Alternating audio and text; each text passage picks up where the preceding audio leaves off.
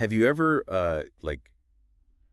wished you could just turn back time? Oh, yeah. I mean, who hasn't, right? Spend a little time just daydreaming about, feeling younger and having more time to do all those things you dream of. Yeah. Well, today we're going to dive into the story of a guy Okay. who basically dedicated his life to that idea, Mm-hmm. conquering aging. Wow. His name was Eli Mechnikov, Okay. and he was totally convinced that science held the key to, living longer and healthier lives. What makes Meshnikov so interesting is that he was working at the turn of the 20th century. Right. Like a time of just incredible scientific advancements. Yeah.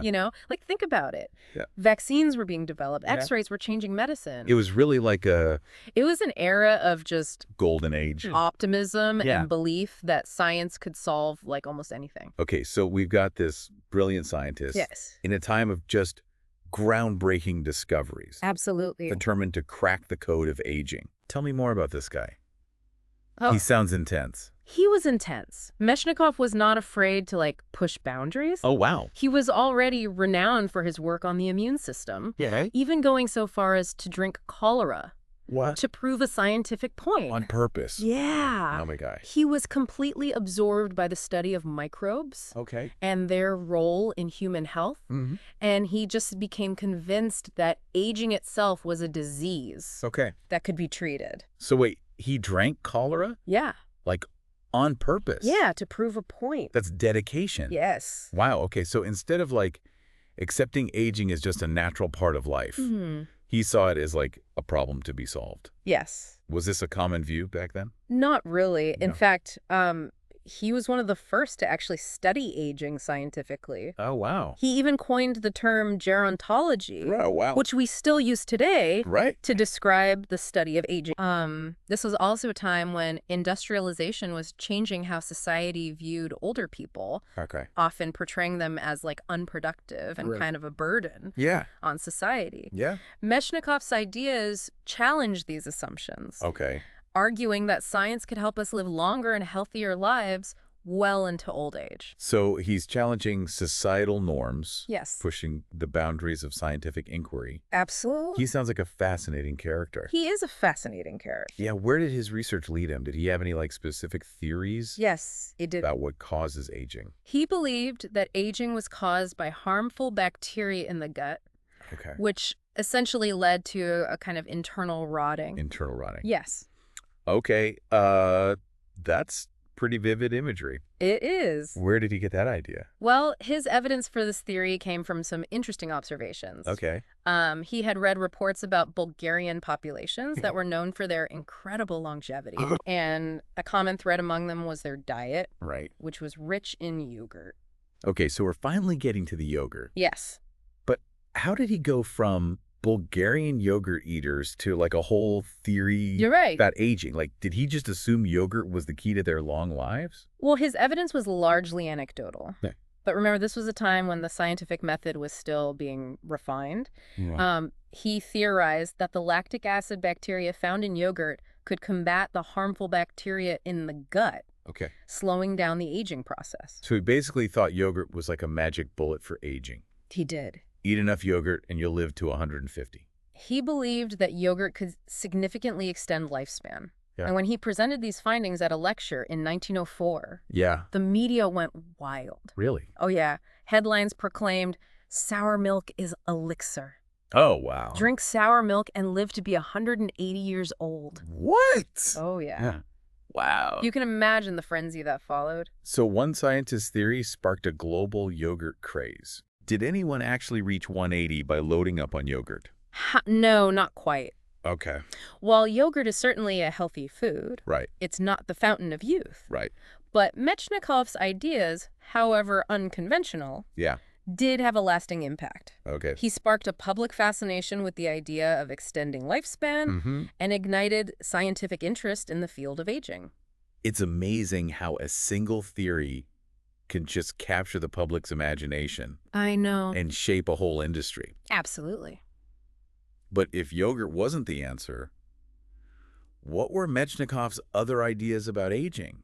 Did he have any other tricks up his sleeve? He did. Okay. And this is where his research takes a more philosophical turn. Oh, interesting. Okay. Metchnikoff believed that if humans lived long enough, they would naturally develop a death instinct. A death instinct. Yeah. Okay. A peaceful acceptance of death. Okay. After living a long and fulfilling life. So we'd all just be okay with it. That was his thing. That's a pretty profound concept. So he believed we were all hardwired to kind of embrace death eventually. He did. Did his interview support this idea? He actually found the opposite.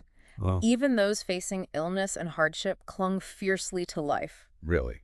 This surprised and honestly disappointed him. Yeah. He had hoped to find a sense of harmony between our desire to live and the inevitability of death. Yeah. But it seemed that humans were just fundamentally resistant to the idea of their own mortality. It's hard to wrap your mind around that, isn't it? It is. So he's wrestling with this existential dilemma. Yeah. Science might be able to prolong life, Right. but can it truly, reconcile us to the fact that we will all eventually die? The big question. Yeah, it sounds like this internal struggle really weighed on him. It did. Did he ever find any answers? Well, he kept searching. Okay. And this search led him to a fascinating encounter with the literary giant Leo Tolstoy. Leo Tolstoy, wow. Yeah. Metchnikoff deeply admired Tolstoy's writings on death and meaning. And he traveled to Russia to meet the author, hoping to find some insight into this disharmony. Okay, so now we have a world-renowned scientist obsessed with extending life. Yes. Meeting a literary giant who's pondering the very meaning of existence. What happened when these two great minds collided? Well, it wasn't exactly a meeting of the minds. Oh, really? They engaged in intense debates about science versus religion. Wow. Reason versus morality. Okay. Tolstoy ultimately rejected the idea that science alone could provide the answers to life's big questions, particularly those surrounding human existence and our place in the universe. So a clash of ideologies. Yeah. A scientist seeking concrete solutions. Right. And a novelist kind of exploring the depths of the human condition. Absolutely. It sounded like a fascinating conversation, even if they didn't see eye to eye. It was. Did this encounter influence Metchnikoff's work at all? It definitely had an impact. You see, Metchnikoff, always a champion of science and progress, began to see the limitations of his purely scientific approach. Okay. He had always been driven by this profound desire to alleviate suffering, to improve the human condition through scientific discovery. Right. But after his encounter with Tolstoy, he started to question whether simply extending lifespan would truly address the deeper questions of meaning and purpose that seemed to haunt him. It sounds like Tolstoy kind of planted a seed of doubt. Yeah. Forcing Metchnikoff to consider the bigger picture. He did. Did this shift in thinking change the course of his research? It's hard to say for sure, but this period of introspection was followed by another event that shook him to his core. What was that? The outbreak of World War I. Oh, wow. Imagine dedicating your life to science, to the betterment of humanity, only to see the world descend into such horrific conflict. It must have just felt like the world was falling apart around him. It's one thing to question your own work. Right.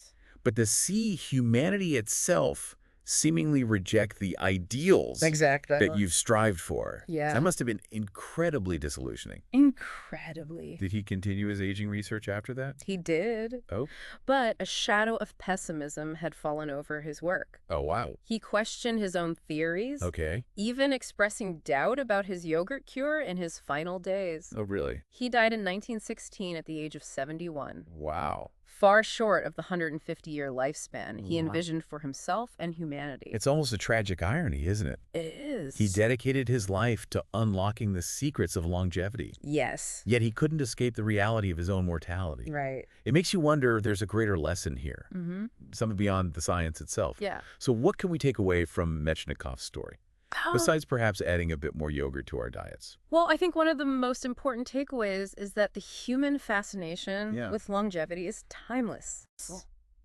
It's a quest that has driven philosophers, alchemists, and scientists for centuries. Yeah. Metchnikoff, despite his flawed conclusions, helped bring this quest into the realm of scientific inquiry, paving the way for the field of gerontology as we know it today. So even though his yogurt cure didn't quite pan out, it didn't. He was a pioneer. Yes. In a field that's now more relevant than ever. Absolutely. I mean, let's face it. Yeah. We're all still searching for ways to slow down the aging process. Right. But what happened to the science after Metchnikoff? What are researchers focusing on today? Modern gerontology has come a long way since Metchnikoff's time. Okay. We're no longer looking for a single miracle cure. Okay. Instead, scientists are exploring a wide range of factors Yeah. that contribute to aging, Yeah. genetics, lifestyle, and even the cellular processes that drive aging at the most fundamental level. Okay, so break it down for me. What are some of the most exciting areas of aging research happening right now? What are scientists zeroing in on?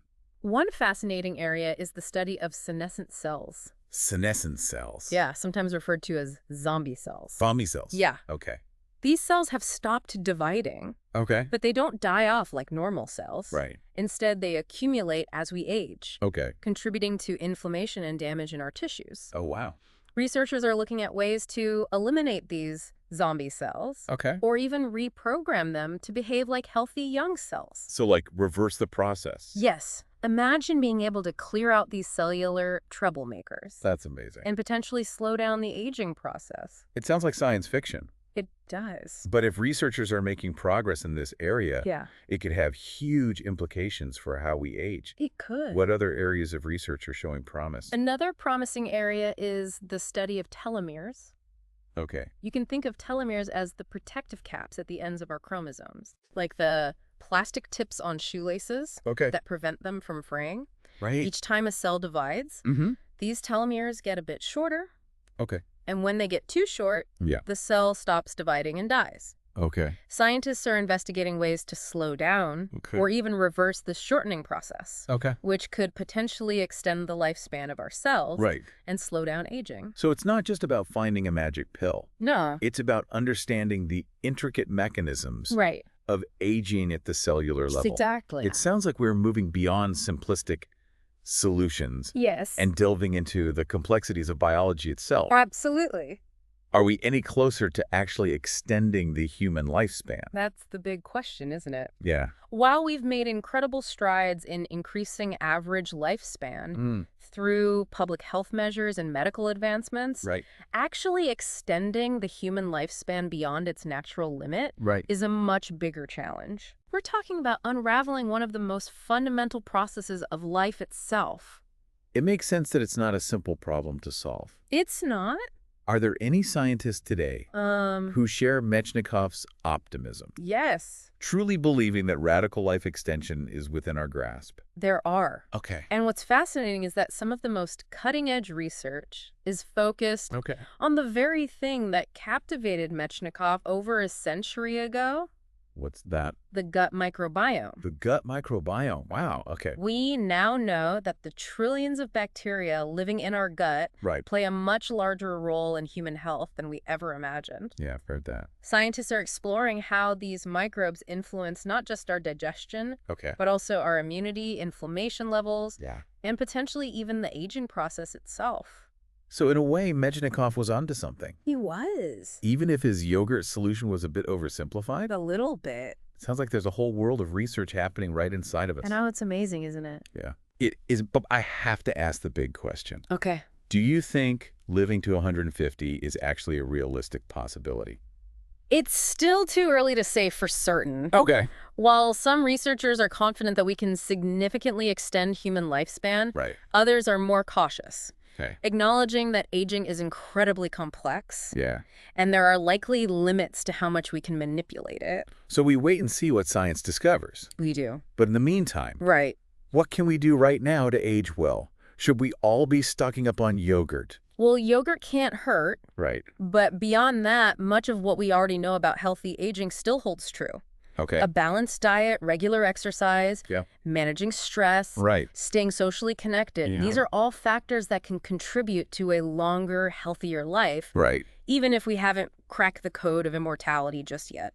It's a good reminder that we have more control Okay. over our own aging process than we might think. So even if we can't all live to 150 like Metchnikoff envisioned, Yeah. we can still strive to make the most of the years we do have. Exactly. I'm curious, though, Yeah. what are your thoughts on all of this? Okay. Do you believe that radical life extension is something we should be striving for?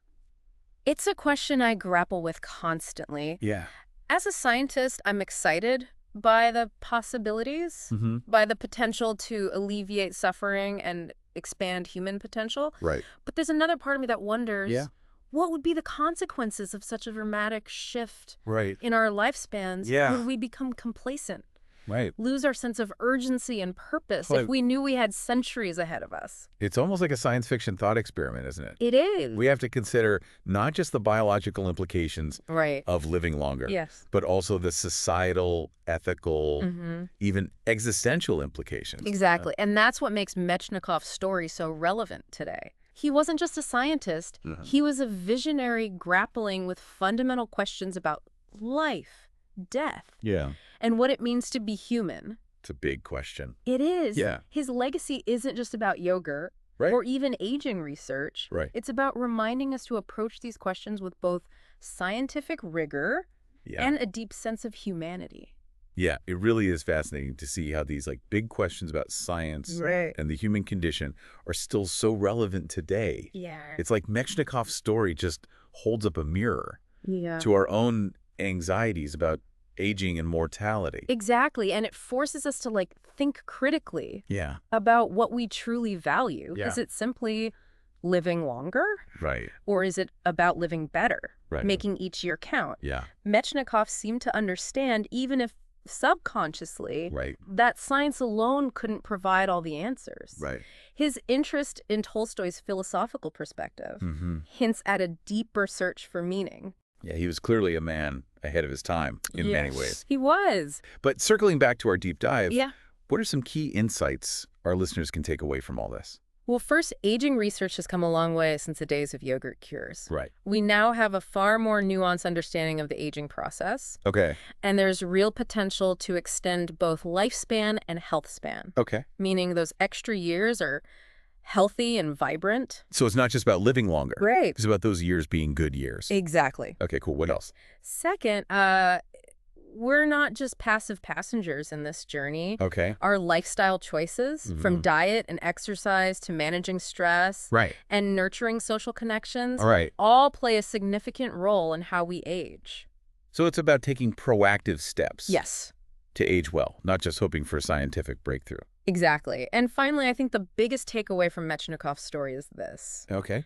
The quest for longevity isn't just about adding years to our lives. It's about living those years with purpose and intention, making them meaningful regardless of how many we're given.